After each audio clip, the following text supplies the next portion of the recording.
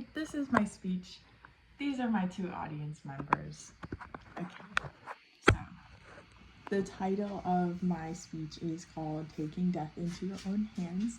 The specific purpose of this speech is meant to kind of expose the audience to the peace and the autonomy that assisted suicide, also known as voluntary euthanasia, provides to people suffering from terminal illnesses. So the central idea is kind of just going to revolve around the benefits that assisted suicide has to have, since we don't really have it all that much here in the US.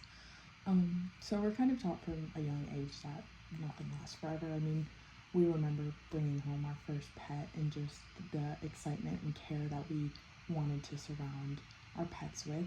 And we've been lucky enough to experience the joys of raising a pet from the beginning of their lives, but also carrying that through to the unfortunate end of it. And I remember feeling the pain, I'm sure you remember feeling the pain that we felt when we realized that what was best for our first pet wasn't what was best for them, and that they had been suffering for a really long time and that there was just no point in continuing that. So we did what most people do when a pet reaches that point, and we gave our pet peace and put them down, and we took that dreaded last trip to the vet and we gave them those last hugs and shared those last memories, and that was something that was really special. And what we demonstrated that day was how selfless love is, because we made a decision that was best for our pet, not what was best for us.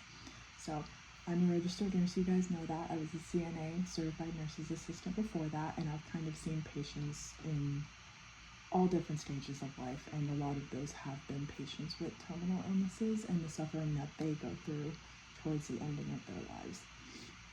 And today I just kind of wanted to talk about what the difference is between living versus just existing, what really defines quality of life, and the terms and conditions that would be involved in such a big decision such as proceeding with assisted suicide. And I'm lucky enough to be able to share my thoughts with you guys today.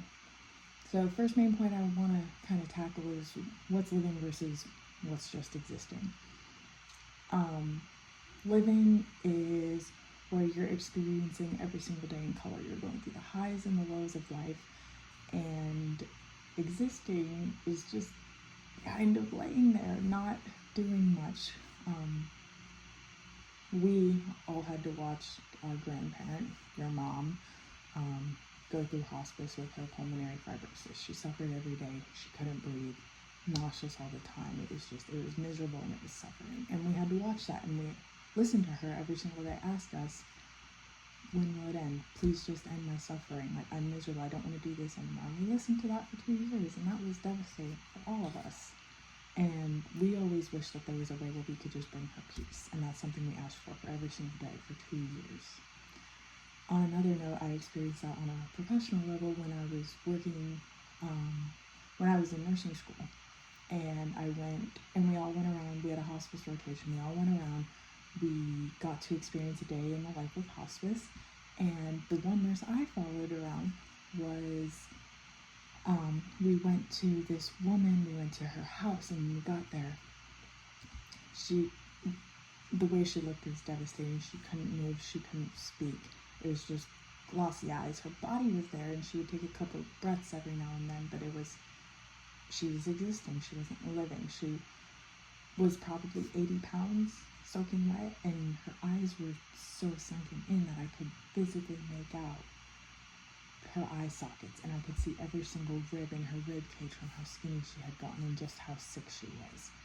And living life should be actually experiencing emotions and like appreciating what this world had to offer. She couldn't do that because she was just, her brain was there, but she was trapped in this body that couldn't do anything. Existing, I could best describe it as monotone. This straight road, it never breaks into another point, whereas living, you get the highs and the lows, and you get the valleys and the hills, and you get to see all the beautiful creatures along the way. And like, our family member and that woman never got to experience that in those last final moments of their life. And I always wondered, like, if there was another way for them to have peace and just take their life into their own hands and have the autonomy to choose, like, I want this to be over, would they have? So now that we kind of tackled the differences between existing and living, I want to kind of talk about quality of life on what that is. Quality of life is just like a broad statement for how well someone is doing. So in those moments, do we look at our family member and that woman, and do we think she was really doing well? Do we think she had quality of life? Was she taken care of physically, emotionally, mentally, socially? Neither of them were, and that kind of is what quality of life is about. And when your quality of life is diminishing, I feel like you should have the opportunity to choose whether or not you want this to continue. And I don't know what their answer would have been because that wasn't an option for them, but it's something I've always wondered. Furthermore, something like assisted suicide needs to have very strict terms and conditions.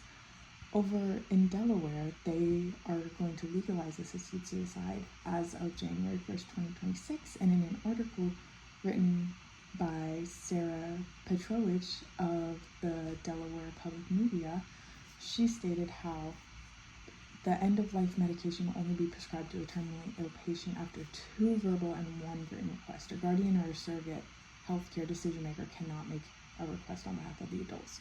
So that's beneficial because it stops kind of anyone from making that decision for someone besides themselves. Like the person who's choosing to go through with assisted suicide or voluntary euthanasia, they get to make it. Nobody else does. So that kind of weeds out those who would make poor decisions to benefit themselves when it comes to that. I know we kind of just covered a lot from emotional to legal, and we touched on how like my personal experiences have been, also my professional experiences have been with people suffering, what quality of life kind of is, and like some of the terms and conditions that would go into making a decision such as assisted suicide. And those topics kind of bounce around, but I do want to say they have one thing in common, and that's bringing peace and autonomy to patients through this voluntary euthanasia. And I thank you for listening to my speech, because I know it's a sensitive topic for us, as I'm sure it is for many other people. And I know it's grim and it may bring up some harsh emotions, so thank you for listening to me and going for this ride with me. But I do hope that one day we all will get that choice if we were ever terminally ill. This won't be something that happens today or tomorrow or next week or next month, but hopefully it's something in the years to come that will be a possibility for people and help people. And I hope that if I was ever terminally ill, I was given that one last choice. When everything was taken away from me, my health, my mind, I would get the choice to finally choose whether or not it continued. So thank you.